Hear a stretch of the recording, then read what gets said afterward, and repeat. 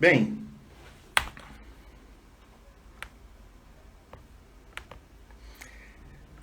vocês sabem que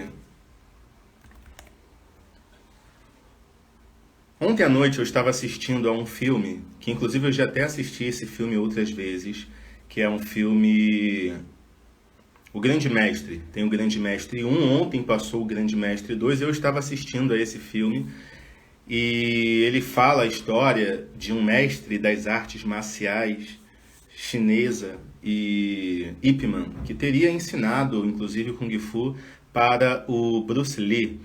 E uma coisa interessante que acontece num certo momento do filme é que o discípulo do Ip Man arruma uma confusão no mercado municipal e acaba sendo sequestrado por pessoas de um grupo rival que vão até o mestre Ip Man e pedem resgate para poder devolver o discípulo agora capturado.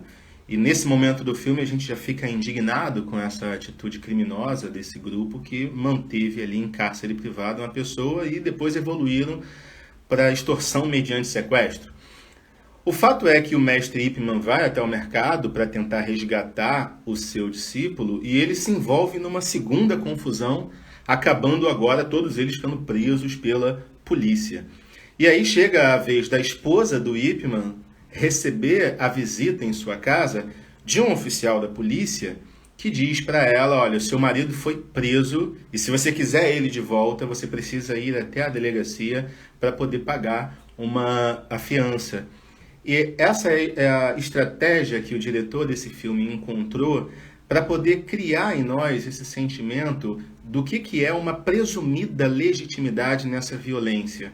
Ou seja, por que a primeira violência era ilegítima, no sentido de não reconhecermos como possivelmente legitimados a manter uma pessoa em cárcere e ainda cobrar resgate por ela, mas no segundo momento em que se apresenta a polícia, reconhecemos aquilo como ordinário e ela deveria ir até então e pagar a sua fiança, como de fato aconteceu. Então essa estrutura que vai mexendo e nos permitindo desconstruir certas situações e ver que, de certa forma, o que fica ali ainda é uma violência, para nós atua de uma forma até um pouco passiva por reconhecermos que quem está ali é, de fato, o Estado.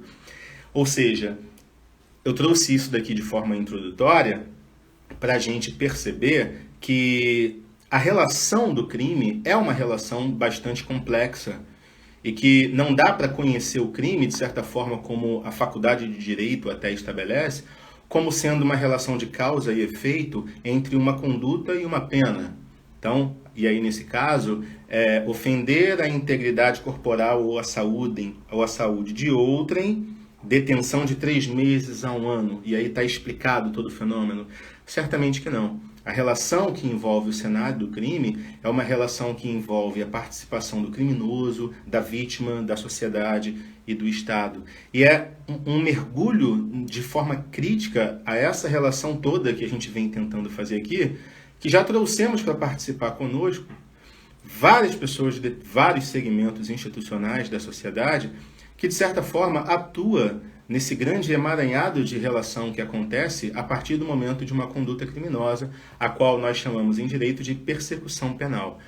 E por isso nós trouxemos aqui pessoas muito amigas que, apesar de estarem ali presentes na relação de direito penal, de processo penal, de persecução penal, ou seja, a resposta será dada, mas que consegue olhar para esse fenômeno ainda de uma forma humanizada. E foi assim que eu trouxe aqui pessoas do Ministério Público, foi assim que eu trouxe delegados de polícia, foi assim que eu trouxe psicanalistas, amigas minhas amigas que, de certa forma, conseguiram explicar para a gente como que se dá, a nível psicanalítico, a relação da violência como um fenômeno de massa. E falamos do papel da arte, mais recentemente falamos do processo penal com o professor Paulo Renato. E agora chegou a oportunidade da gente tratar desse assunto sob o ponto de vista de quem atua na face do Estado, que vai exatamente realizar o julgamento para perceber o quanto o Estado vai aplicar de pena nessa pessoa que, historicamente, antes de chegar para o juiz, lá atrás, cometeu uma infração penal. Então, A live de hoje fala sobre magistratura, fala sobre persecução penal, fala sobre o papel do juiz.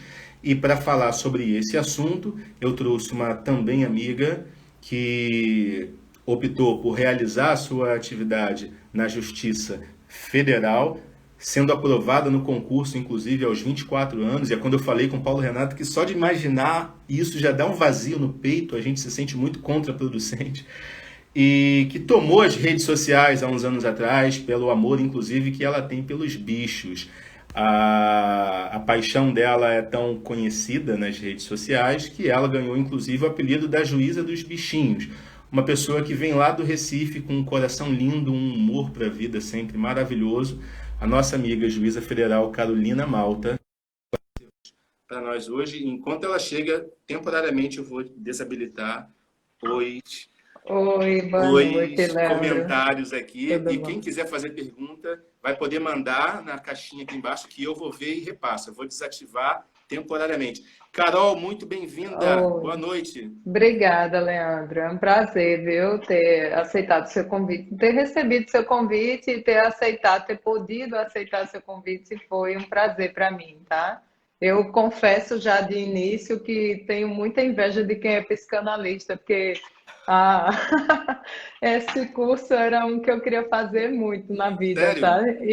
Assim, tenho esse plano ainda na frente, mas até agora não aconteceu. Então, todo mundo que é dessa área, eu tenho admiração. Você sabe que antes de fazer a faculdade, quando eu entrei na faculdade de Direito, eu tinha saído de uma faculdade de Psicologia. Uhum. E, e eu olhava de uma forma mais aprofundada para como se dá a relação do comportamento, a consciência, a voluntariedade. E o direito, de certa forma, ele trata disso não de uma forma tão aprofundada como se faz na psicologia. Só que só mais recentemente, com a crítica do professor de processo penal aqui no Brasil, incrível, inclusive, que é o Auri Lopes Júnior, que a gente começa a perceber essa necessidade de uma reflexão do fenômeno do crime a partir também do olhar psicanalítico, né, Carol? Eu acho, assim, eu creio que juízes deveriam pelo menos fazer terapia, né? Que eu acho que é um caminho primeiro para se compreender essa questão do outro, né? Tentar